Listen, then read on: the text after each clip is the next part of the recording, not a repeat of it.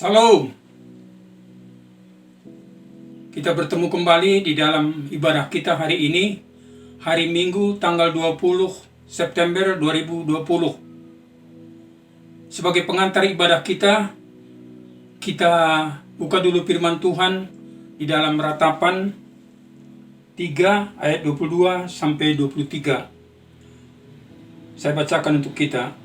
Tak berkesudahan kasih setia Tuhan, tak habis-habisnya rahmat-Nya, selalu baru tiap pagi, besar kesetiaan-Mu. Ya, puji Tuhan, karena kasih setia Tuhan, kita masih dipelihara oleh Tuhan, dijaga oleh Tuhan, sehingga kita masih diberikan napas hidup sampai hari ini, kita masih bisa ada sampai hari ini. Mari kita satukan hati kita berdoa kepada Tuhan. Bapa di surga, kami mengucap syukur Tuhan karena kasih setia-Mu Tuhan yang selalu menyertai kami, yang tidak pernah meninggalkan kami selama 1 minggu ini. Kami mengucap syukur Tuhan, dan saat ini kami mau memuliakan nama-Mu, kami mau mengagungkan nama-Mu Tuhan. Dan sebelumnya, ampuni kami, kesalahan kami, dosa-dosa kami yang tidak berkenan di hadapan Tuhan, sehingga di saat kami ibadah kepada Tuhan, kami boleh berkenan di hati Tuhan. Tuhan, saat ini kami mau meninggikan nama-Mu. Urapi kami semua Tuhan. Urapi semua hamba-hamba-Mu Tuhan. Kau pakai luar biasa hari ini. Baik di dalam pemimpin pujian, begitu juga musik, begitu juga firman Tuhan. Urapi hamba-Mu secara khusus. Kami berdoa di dalam nama Yesus, supaya Tuhan Yesus mengurapi hamba-Mu dengan penuh kuasa Roh Kudus, sehingga apa yang disampaikan hari ini kepada kami Tuhan, biarlah itu sungguh berasal daripada pikiran Tuhan, sungguh berasal daripada hati Tuhan, sehingga itu bisa menguatkan iman kami, meneguhkan iman kami, sehingga apapun pergumulan yang kami hadapi, apapun kesulitan yang kami hadapi, kami boleh tetap teguh, kami boleh tetap kuat Tuhan, karena kekuatan daripada Tuhan itu mengalir di dalam hati kami. Terima kasih Bapa, terima kasih Tuhan. Bagimulah hormat, pujian, keagungan sampai selama-lamanya. Sama-sama kita katakan, amin. Selamat pagi Bapak Ibu, Saudara yang dikasih Tuhan. Shalom semuanya. Kita bersyukur kembali bisa beribadah kepada Tuhan pada hari ini. Walaupun kita beribadah masih secara online, kita bersyukur masih bisa memuji dan menyembah Tuhan. Ya, saya mau Bapak Ibu Saudara siapkan hati, pikiran untuk fokus kepada Tuhan, untuk bersuka cita bersama-sama memuji nama Tuhan. Karena kita percaya kita hari ini mau bersuka cita, bersorak-sorai untuk kemuliaan nama Tuhan. Kita mau katakan terima kasih Tuhan untuk setiap berkat-Mu, setiap anugerah-Mu yang boleh kita rasakan hingga saat ini. Baik Bapak Ibu Saudara, saya undang Bapak Ibu Saudara bangkit berdiri. Kita mau katakan terima kasih Tuhan.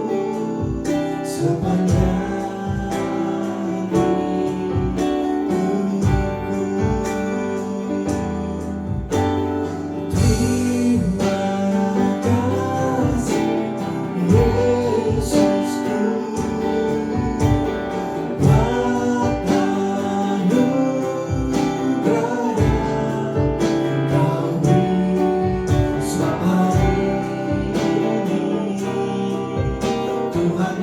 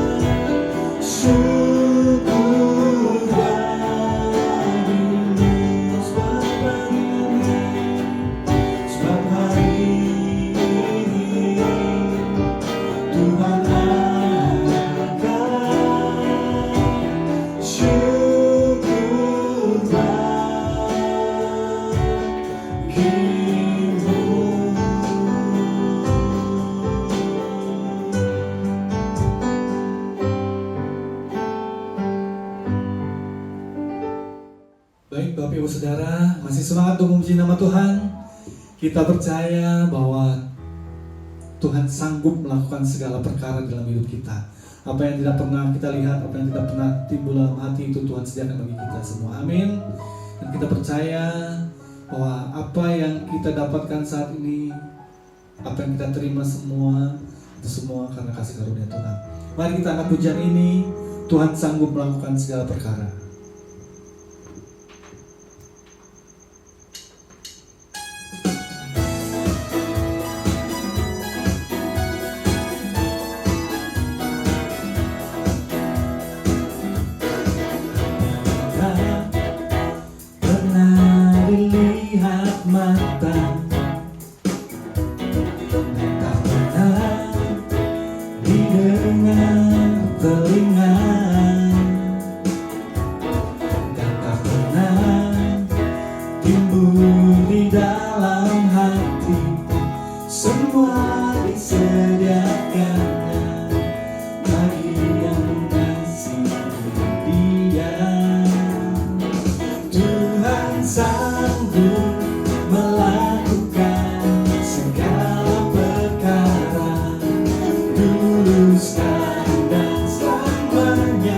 Kuasa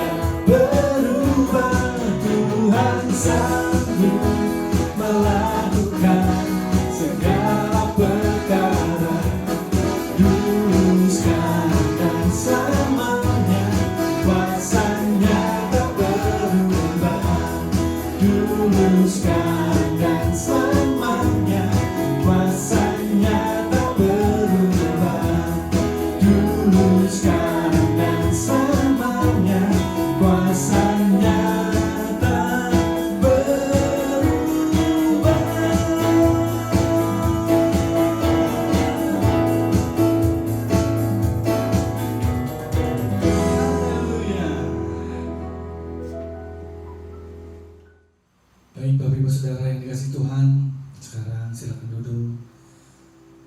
Sekarang kita akan menyembah Tuhan. Kita mau datang ke hadirat Tuhan. Kita bebas di hadapan Tuhan. Kita mau katakan, ubah hatiku Tuhan. Kita mau jadi seperti Kristus. Kita mau hati kita seperti Kristus. Hati yang mengasihi, hati yang penuh dengan kasih. Mari kita angkat pujian ini.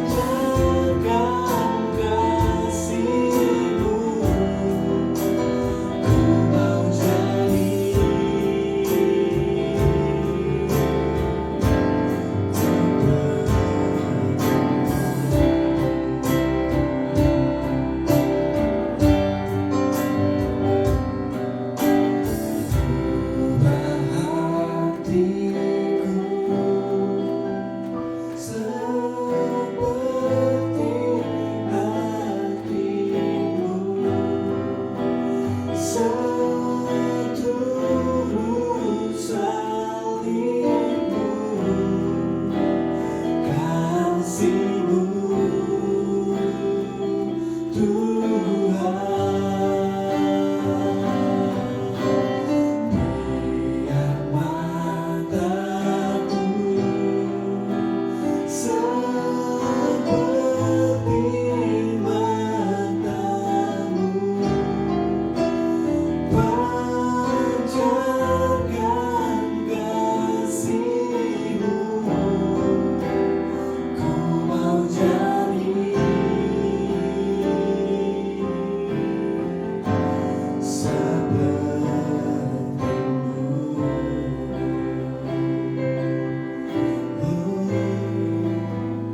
Ku mau jadi Ku mau jadi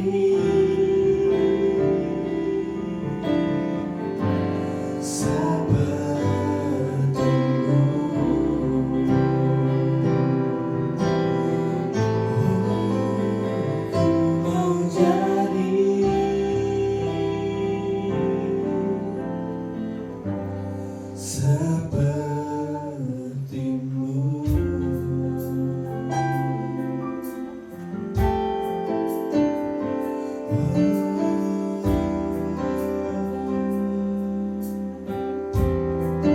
Ku mau jadi seperti-Mu.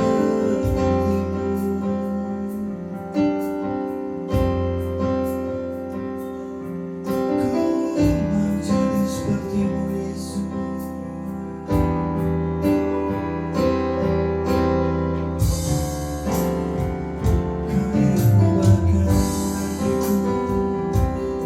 Kau yang membakar hatiku, Kau yang melalui hati kami.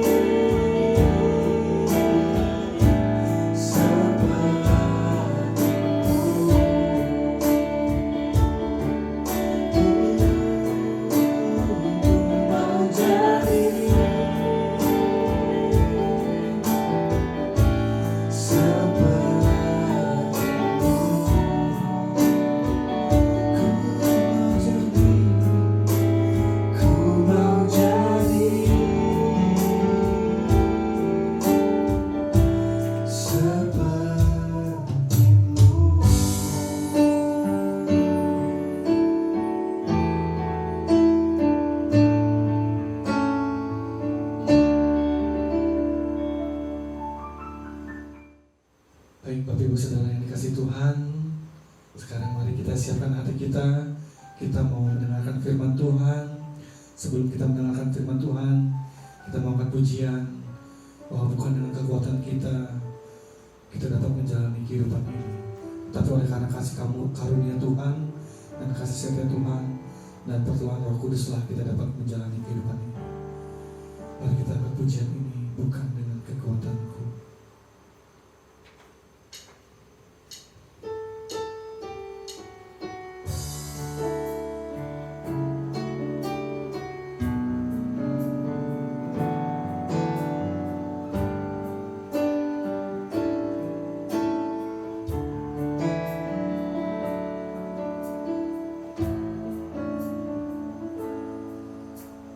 Bukan dengan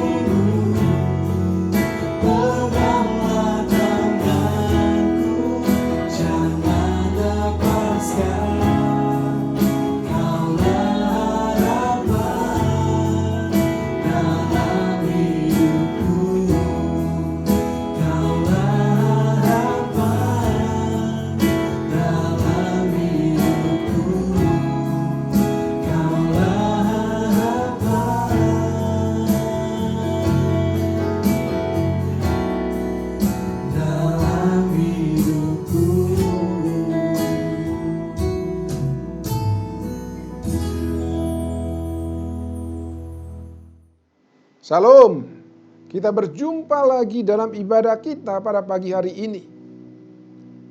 Sebelum kita mendengarkan firman Tuhan, mari kita terlebih dahulu berdoa. Bapa di sorga, kami mohon pimpinan-Mu, supaya boleh Tuhan firman Tuhan yang kami dengarkan, supaya boleh Roh Kudus yang boleh mengurapi semua kami yang mendengarkan, mengurapi hamba-Mu yang memberitakan, sehingga boleh Tuhan nama-Mu dipermuliakan. Iman kami semakin dikuatkan, semakin diteguhkan. Terima kasih Bapa, di dalam nama Tuhan Yesus kami berdoa. Haleluya. Amin.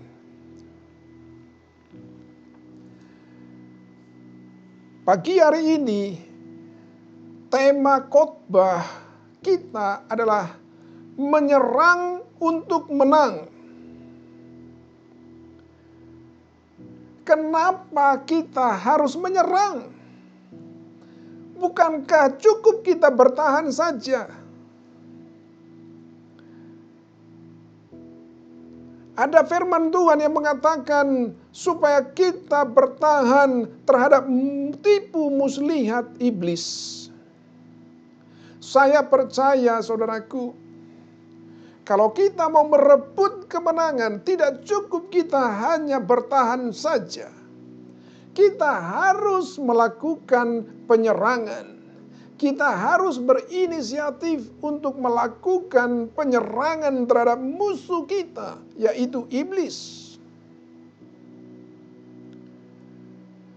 Dan beberapa minggu yang lalu mungkin sudah pernah saudara mendengarkan bahwa ketika orang Israel mereka bermalas-malas untuk melakukan penyerangan terhadap musuh, untuk merebut tanah Kanaan, apa yang dikatakan oleh Joshua. Joshua berkata kepada orang Israel, kenapa kamu bermalas-malas saja?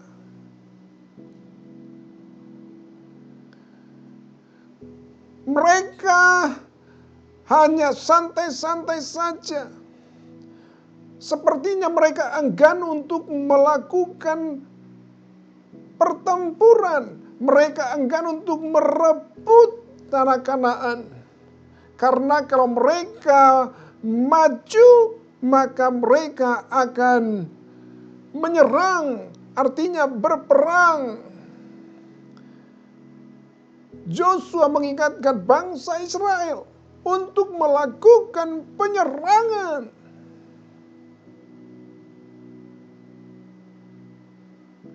Ada kalanya memang kita bertahan terhadap tipu daya si jahat. Tapi tidak selamanya kita bertahan terus. Tapi kita perlu melakukan penyerangan. Dan itulah yang akan membawa kita kepada kemenangan, yaitu menyerang musuh. Di dalam pertandingan sepak bola, beberapa kali kita mungkin sering menonton sepak bola. Kalau lawan sudah mengalami kemenangan, katakanlah mereka sudah mencetak gol 1-0. Ada tim yang berusaha bertahan dengan luar biasa untuk mempertahankan kemenangan 1-0 itu. Mereka memperkuat pertahanan mereka semaksimal mungkin. Semua pemain diturunkan untuk bertahan. Sehingga lawan menyerang dan menyerang dan menyerang.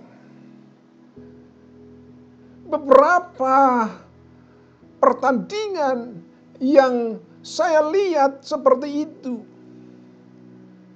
Orang yang bertahan, tim yang bertahan akan bisa kebobolan juga.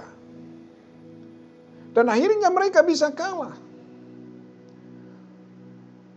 Orang yang menyerang, tim yang menyerang, akhirnya mereka bisa membuat gol. Dan mereka bisa meraih kemenangan, mengalahkan musuh mereka. Kuncinya karena mereka terus menyerang, terus menyerang. Sekuat apapun pertahanan kita, kalau kita diserang oleh musuh, diserang habis-habisan, pertahanan kita bisa kebobolan juga. Oleh karena itu, saudaraku, perlu kita di dalam kehidupan ini melakukan penyerangan. Itu adalah secara rohani. Itu faktanya secara rohani. Kalau kita lihat apa yang terjadi kepada bangsa Israel, saya semakin sadar bahwa apa yang dialami oleh bangsa Israel ketika mereka keluar dari Mesir menuju tanah Kanaan, itu adalah gambaran kehidupan rohani kita. Bahwa Tuhan melakukan hal-hal yang luar biasa. Tapi Tuhan juga memberikan kepada kita ujian. Ada mujizat-mujizat yang kita alami dalam perjalanan hidup rohani kita. Kita melihat kebesaran Tuhan dalam perjalanan hidup rohani kita. Tapi ada ujian juga yang kita harus hadapi, yang kita harus lewati. Untuk kita masuk ke tanah perjanjian, yaitu sorga yang Tuhan sudah sediakan bagi kita. Sama seperti orang Israel itu, dalam perjalanan hidup mereka untuk menuju tanah Kanaan, mereka melihat banyak mujizat, menyaksikan banyak mujizat dalam kehidupan mereka.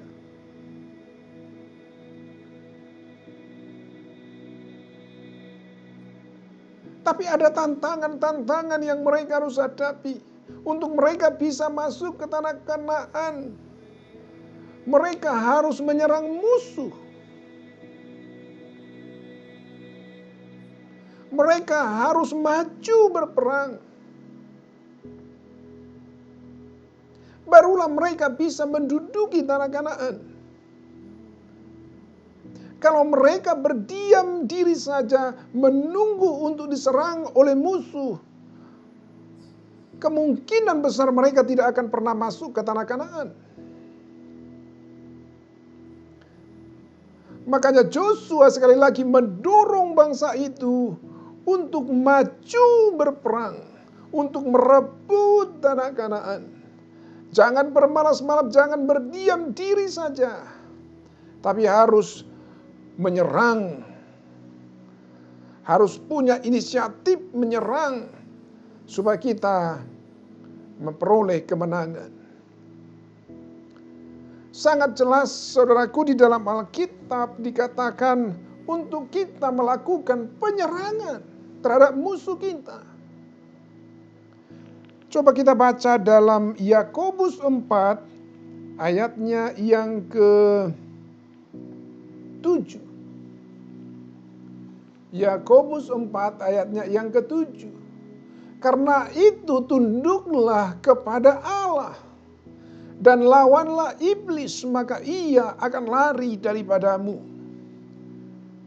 Dikatakan lawanlah iblis. Artinya di sini adalah melakukan penyerangan. Tidak menunggu kita diserang, tapi kita perlu punya inisiatif untuk melawan iblis. Maka ia akan lari daripadamu. Tapi ada syaratnya. Kalau kita lihat di awal, kalimat di awal, karena itu tunduklah kepada Allah. Kita perlu menundukkan diri kepada Tuhan. Maka ketika kita melakukan perlawanan, kita melakukan penyerangan terhadap musuh kita, maka kita akan mengalami kemenangan.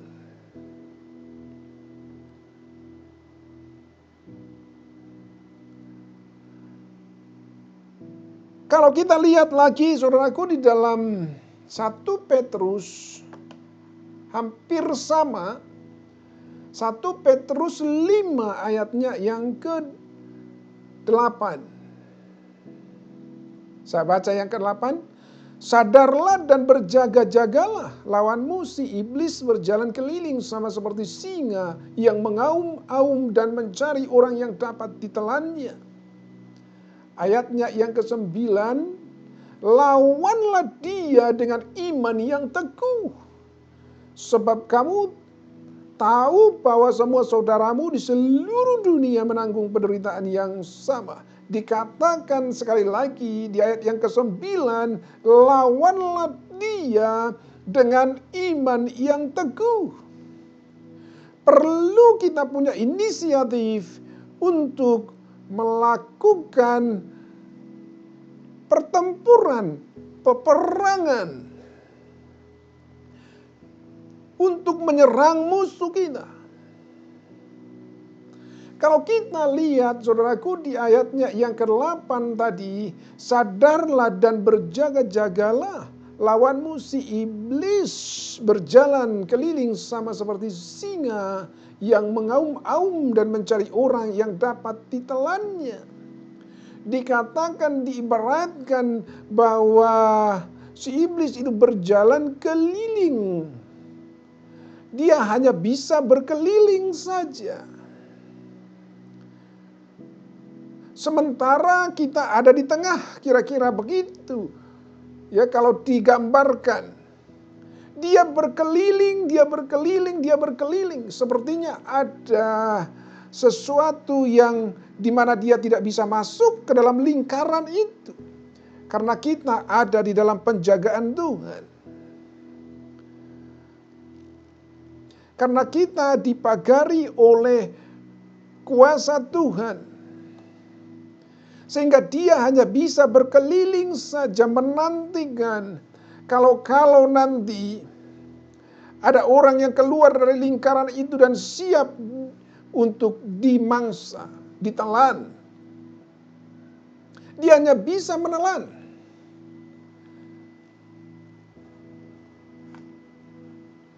Karena dia sudah menjadi macan ompong.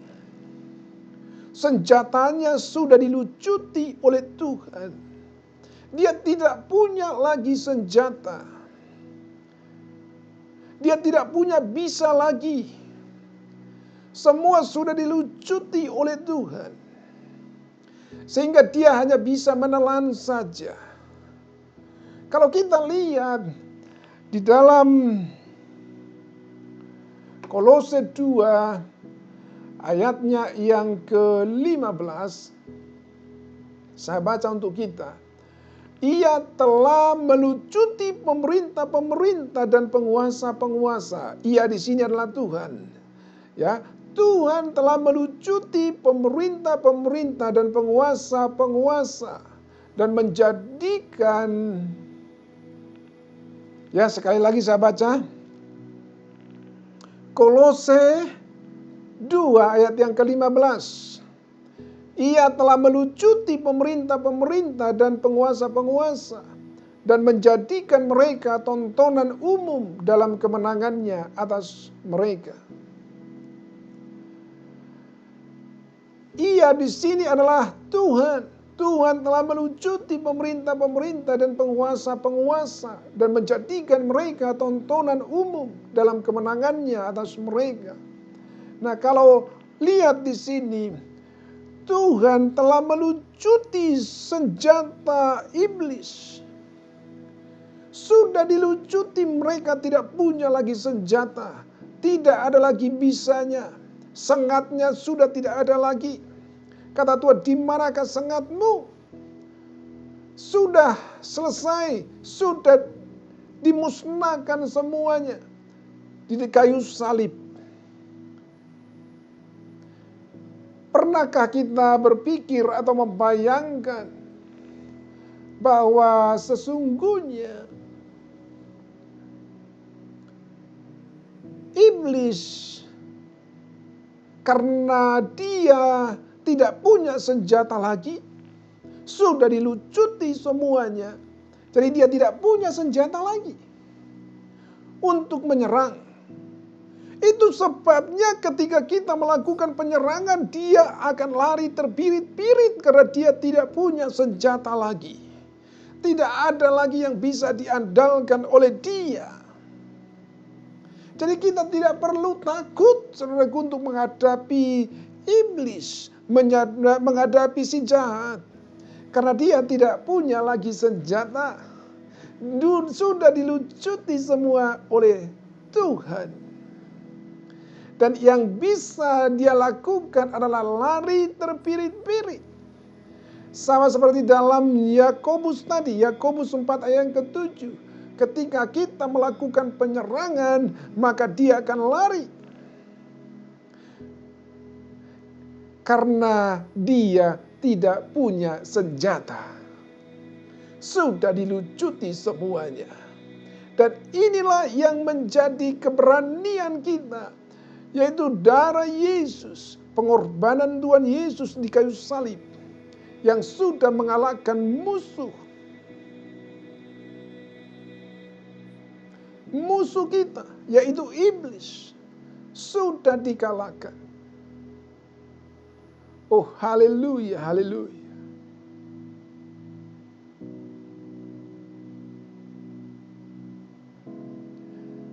Hal yang sangat penting untuk bisa kita melakukan penyerangan terhadap musuh kita,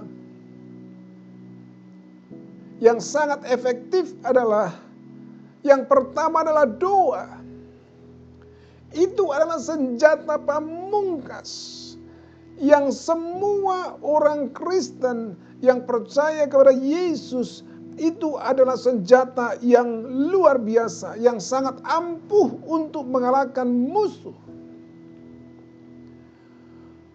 Untuk kita melakukan penyerangan, saudaraku, bisa kita menggunakan senjata doa. Doa itu kalau saya ibaratkan sama dengan peluru kendali jarak jauh. Bisa jarak dekat, bisa antar benua. Peluru kendali yang dikendalikan dengan sistem yang canggih. Karena Tuhan sendiri yang mengendalikannya. Jadi tidak akan pernah meleset. Dia akan tepat kepada sasaran. Ketika kita berdoa berarti sama dengan peluru kendali yang bisa mencapai sasaran dengan sangat tepat,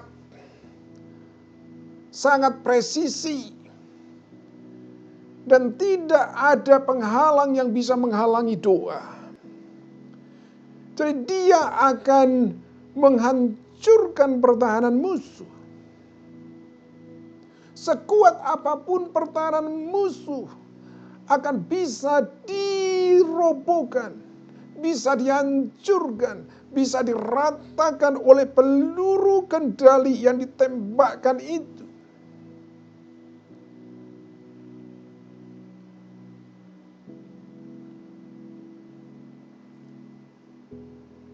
Doa sesuatu hal yang sangat mudah untuk kita lakukan. Tapi doa, banyak orang yang menganggap sepele terhadap doa. Padahal doa itu adalah senjata pamungkas yang kita miliki.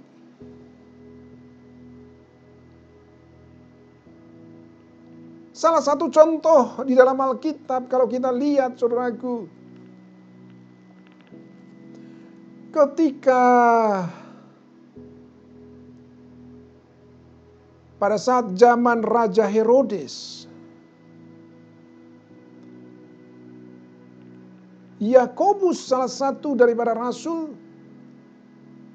dibunuh dengan pedang.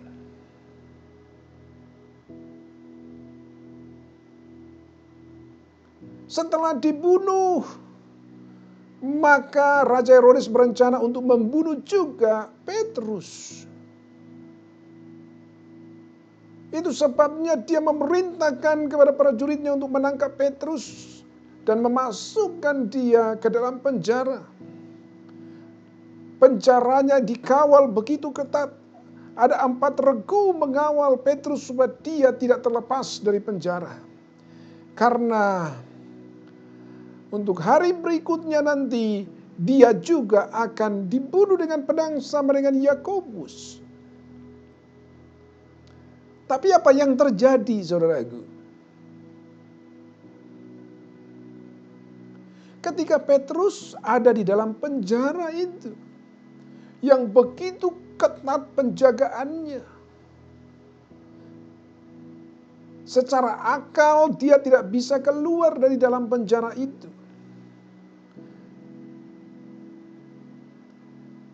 Secara manusia tidak bisa, karena pengawalan begitu ketat sekali.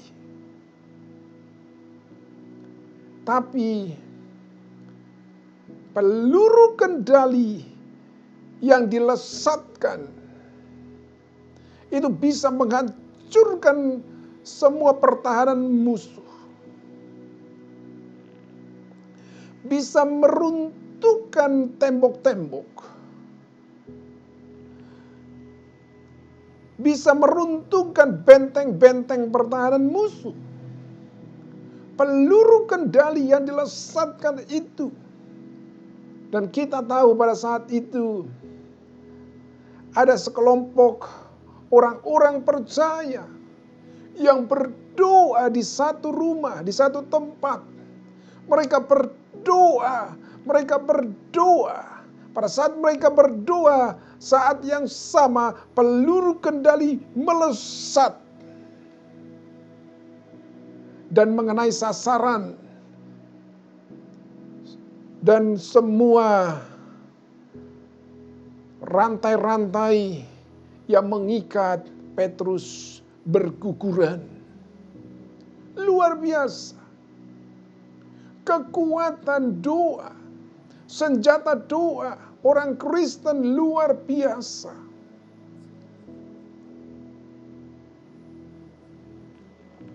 Coba kita lihat Kejadian 12 ayat yang pertama sampai ayatnya yang ke-7.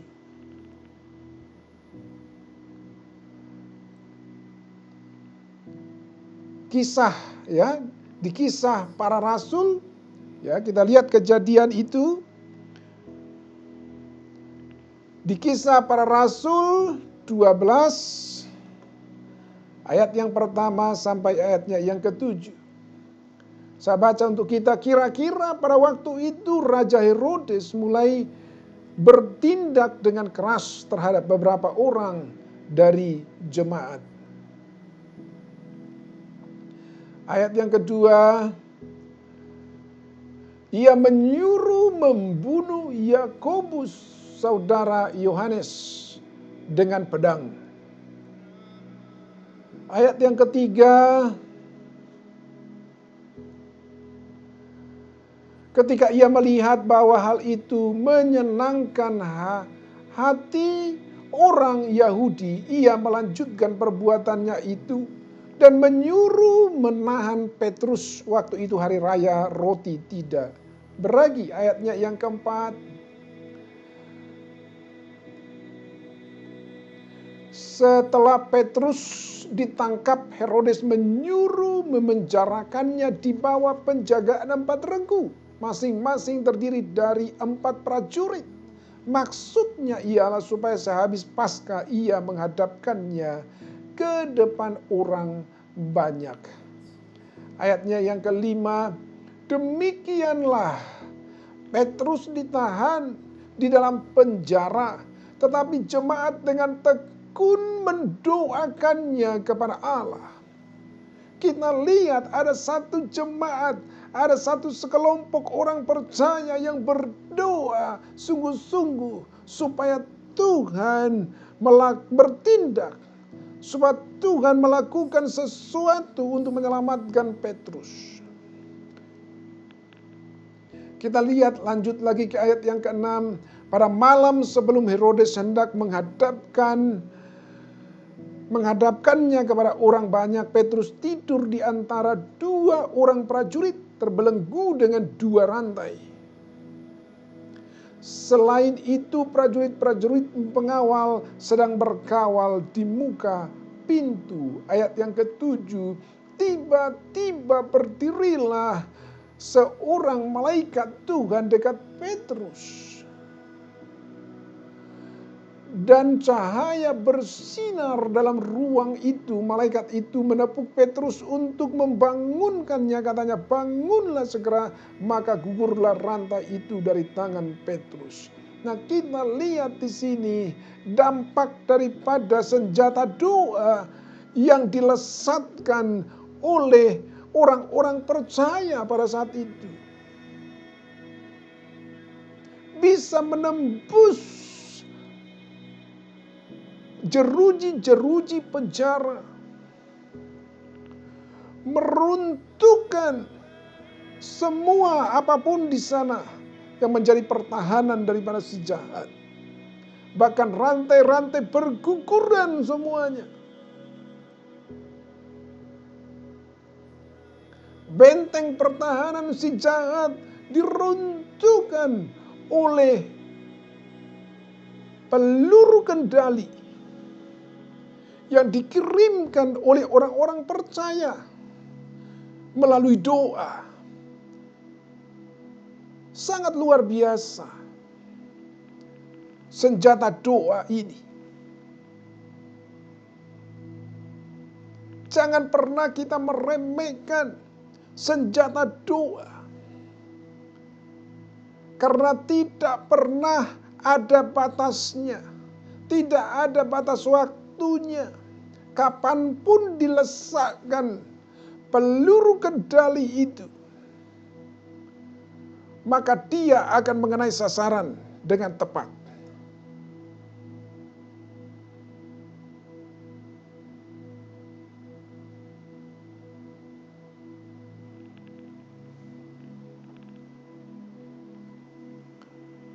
Oh, haleluya. Tuhan kita adalah Tuhan yang luar biasa. Dia adalah Tuhan yang perkasa. Dia akan melakukan hal-hal yang dahsyat. Ketika kita berdoa, maka kita sedang mengirimkan peluru kendali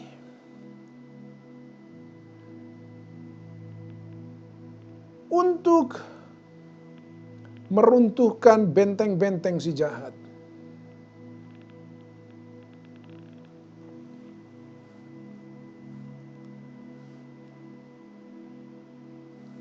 Oh, haleluya. Dan kita lihat, saudaraku, bukan hanya satu. Itu adalah yang pertama. Petrus lepas dari penjara. Dan rantai-rantai yang mengikat tangannya, mungkin ada kakinya juga, lepas semuanya, rontok semuanya, berguguran semuanya. Dan kita lihat apa yang terjadi kepada Raja Herodes. Raja Herodes itu adalah gambaran si jahat, gambaran iblis kalau kita lihat di sini secara rohaninya. Ya, apa yang terjadi kepadanya? Kita lihat Kisah Para Rasul 12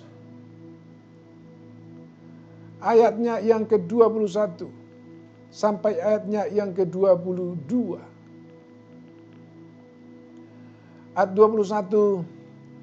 Dan pada suatu hari yang ditentukan, Herodes mengenakan pakaian kerajaan, lalu duduk di atas tahta dan berpidato kepada mereka, kepada rakyatnya.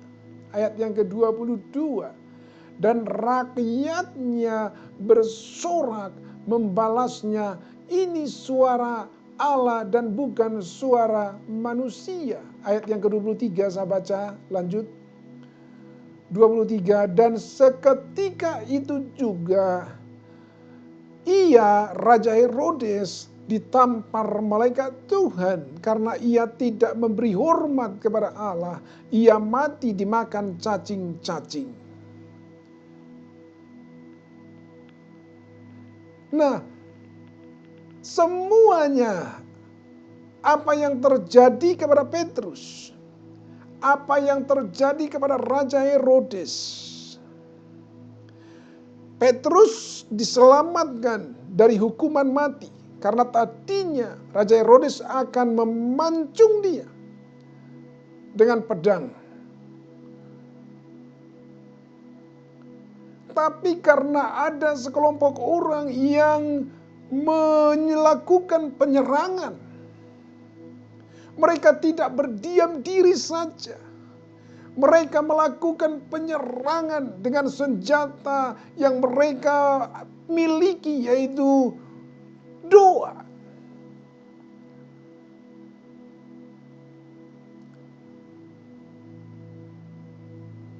Dan akhirnya Petrus terlepas dari penjara dan Raja Herodes mati.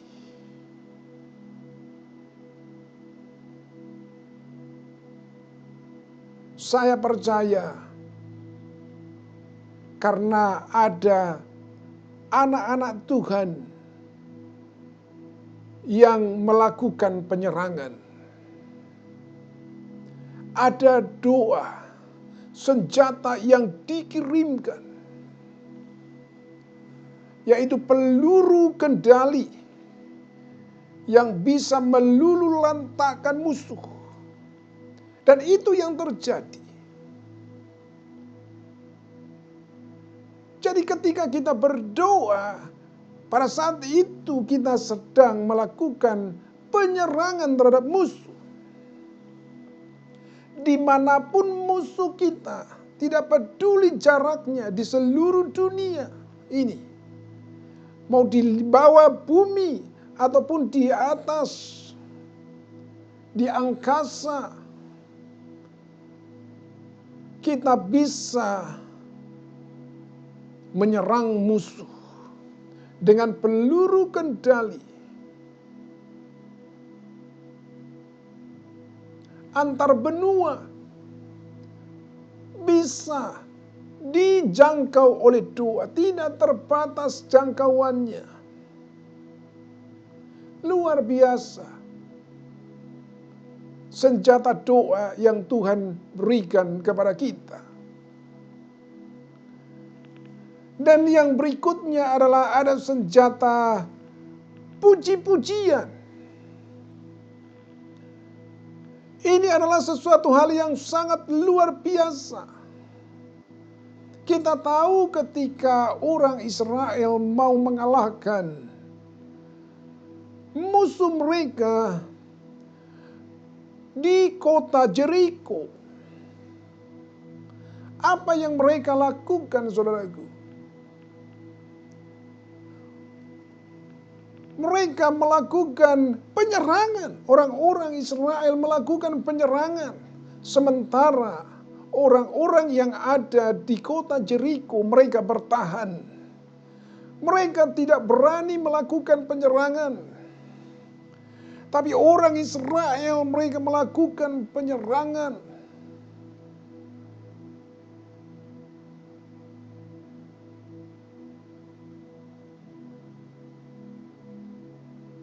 Walaupun pertahanan musuh kota Jericho begitu kuat, benteng pertahanan mereka begitu kuat, dan orang Jericho percaya bahwa mereka tidak bisa dikalahkan. Musuh tidak bisa menembus pertahanan mereka. Mereka seperti percaya diri.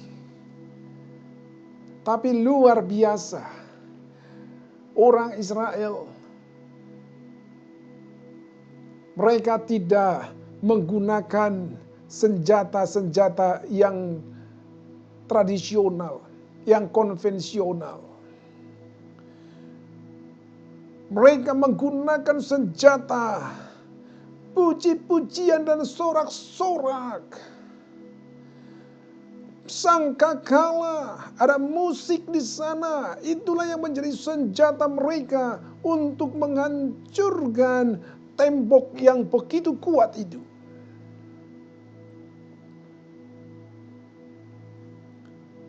Ketika mereka menaikkan sangkakala, mereka bersorak-sorai, maka tembok Jeriko runtuh dengan sendirinya.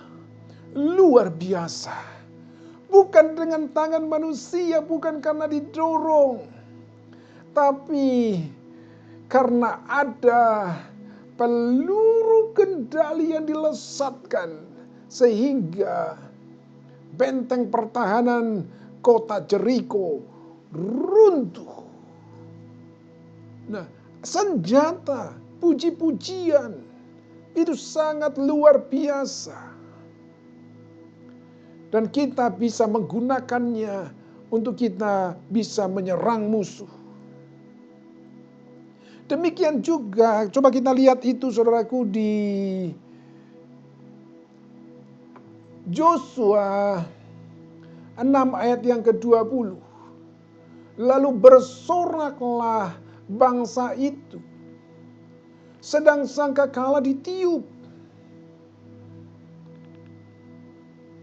Segera sesudah bangsa itu mendengar bunyi sangkakala, bersoraklah mereka dengan sorak yang nyaring. Maka runtuhlah tembok itu. Lalu mereka memanjat masuk ke dalam kota, masing-masing masuk ke depan dan merebut kota itu. Kota Jeriko mereka bisa rebut dengan puji-pujian, sorak-sorai. Luar biasa. Itu adalah senjata yang bisa menghancurkan musuh. Bukan senjata konvensional dengan pedang lembing, bukan, tapi dengan sorak-sorai. Ketika mereka mendengar sangkakala, mereka bersorak dengan nyaring, sehingga musuh dikalahkan.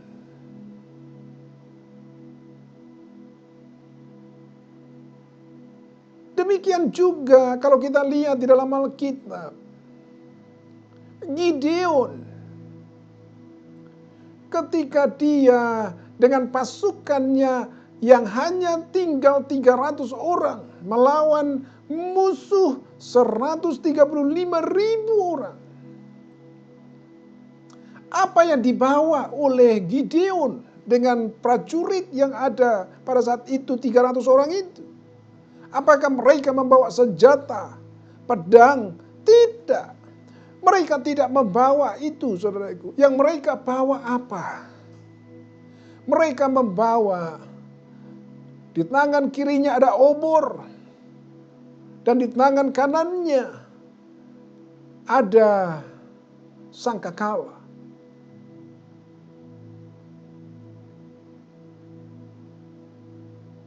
Itulah yang menjadi senjata ke-300 orang itu. Ada sorak-sorai, ada pujian. Ketika mereka menyerang musuh, maka musuh lari terpirit-pirit semuanya. Mereka saling bunuh-membunuh karena senjata yang luar biasa. Secara rohani musuh gemetar karena kita menggunakan senjata yang dahsyat. Coba kita lihat hal itu di Hakim-Hakim 7 ayat yang ke-22. Sedang ke-300 orang itu meniup sangkakala, maka Di perkemahan itu Tuhan membuat pedang yang seorang diarahkan kepada yang lain. Lalu larilah tentara itu sampai ke Betsita, ke arah Jerera, sampai ke pinggir Abel Mehola dekat Tabat. Senjata mereka sangkakala, puji-pujian, ada musik di sana. Itulah yang menjadi senjata mereka untuk mengalahkan musuh. Mereka punya inisiatif untuk menyerang musuh. Tapi tidak masuk akal. Karena 300 orang, mereka jumlahnya sangat sedikit. Dan mereka tidak menggunakan senjata-senjata yang biasa dipakai untuk perang. Mereka hanya membawa, sekali lagi, sangkakala di tangan mereka. Tapi luar biasa. Ternyata sangkakala yang dibunyikan dengan sorak-sorai 300 orang itu sama dengan peluru kendali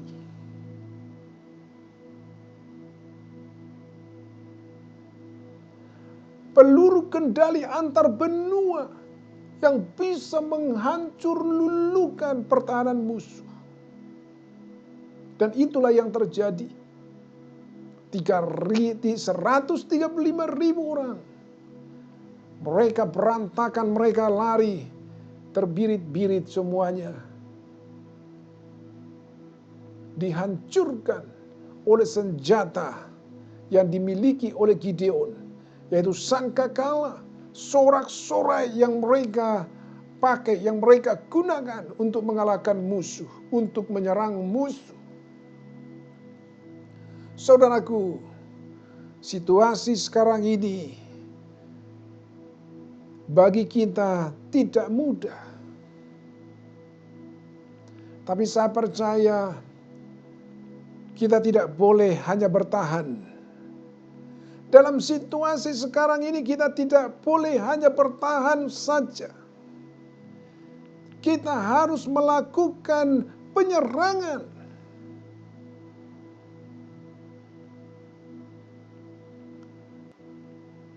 Supaya boleh kita meraih kemenangan.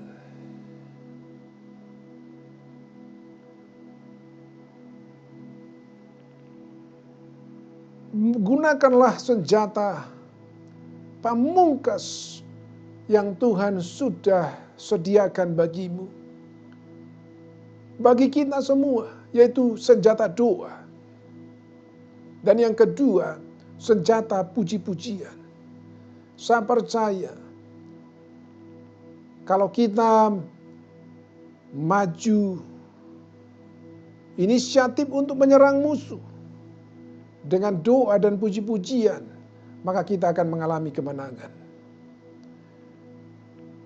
Kemenangan yang luar biasa yang Tuhan sudah sediakan bagi kita. Tuhan kita adalah Tuhan yang senang untuk menolong kita. Ketika kita menggunakan senjata itu, maka Tuhan akan bertindak. Dia akan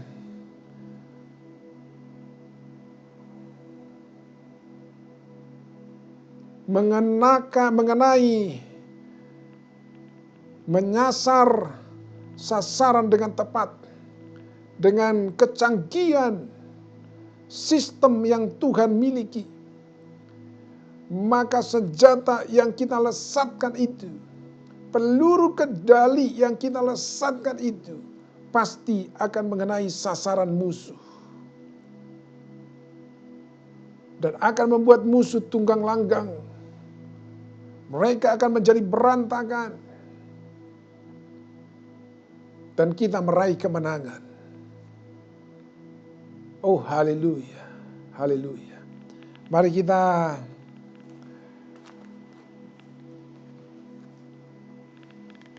Akhiri ibadah kita.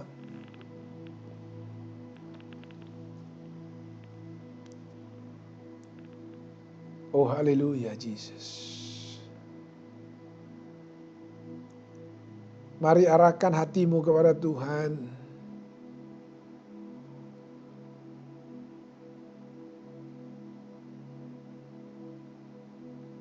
Engkau sudah mendengarkan firman Tuhan.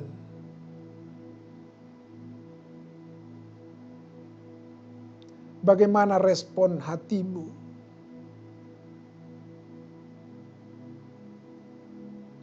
Sekali lagi,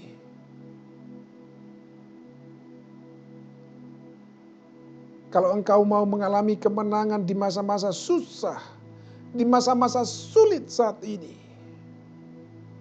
engkau tidak bisa berdiam diri saja. Engkau tidak bisa hanya bertahan saja. Karena kalau engkau hanya bertahan, suatu ketika engkau akan bisa kebobolan juga kalau diserang oleh musuh. Kita harus melakukan inisiatif untuk menyerang. Dimanapun kita berada, kita bisa melakukan penyerangan terhadap musuh kita. Kalau saat-saat ini ada virus corona yang Tuhan izinkan ada di muka bumi, membuat banyak orang ketakutan.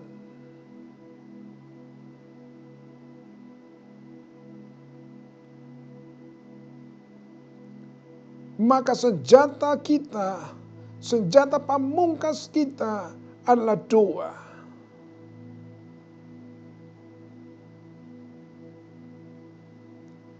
Adalah doa. Doa.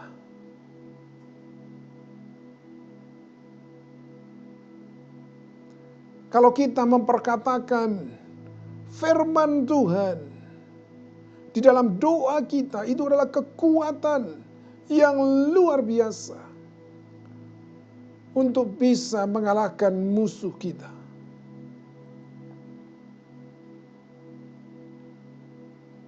Kalau itu berasal daripada si jahat, maka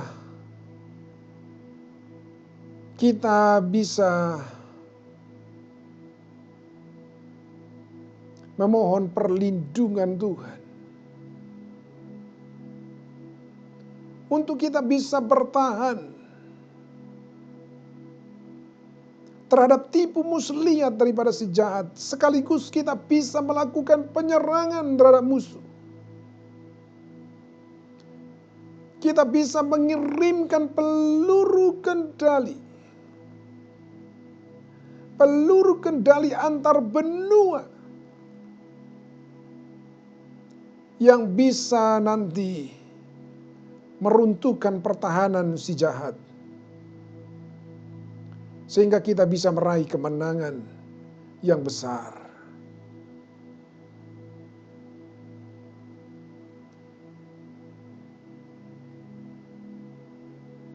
Oh haleluya Jesus. Haleluya Jesus. Haleluya Jesus.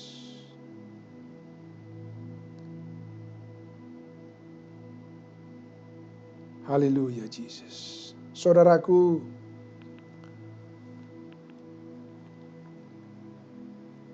apakah dalam situasi sekarang ini engkau menggunakan senjata doa untuk bisa meraih kemenangan? Atau sudah mulai kendor? Ini saatnya untuk kita menjadi militan sama dengan sekelompok orang yang ada di dalam satu rumah yang mereka berdoa bersehati mereka supaya Tuhan menolong Petrus. Mereka mengirimkan ada senjata-senjata, mungkin ada panah-panah melalui doa mereka. Peluru kendali yang mereka kirimkan melalui doa mereka. Dan itulah yang kita harus lakukan di tengah-tengah kesulitan yang saat ini sedang terjadi. Supaya pertahanan si jahat semakin runtuh. Benteng pertahanannya runtuh oleh peluru kendali yang kita kirimkan dan tepat sasaran menghancurkan musuh. Demikian juga dalam puji-pujian. Ini adalah sesuatu hal yang menjadi senjata yang luar biasa dalam hidup kita. Kalau kita menggunakan dua senjata ini, saya percaya kita akan mengalami kemenangan di tengah-tengah kesulitan yang saat ini sedang terjadi. Oh haleluya, haleluya. Haleluya. Thanks Lord Jesus. Thanks Lord Jesus. Mari kita bangkit berdiri.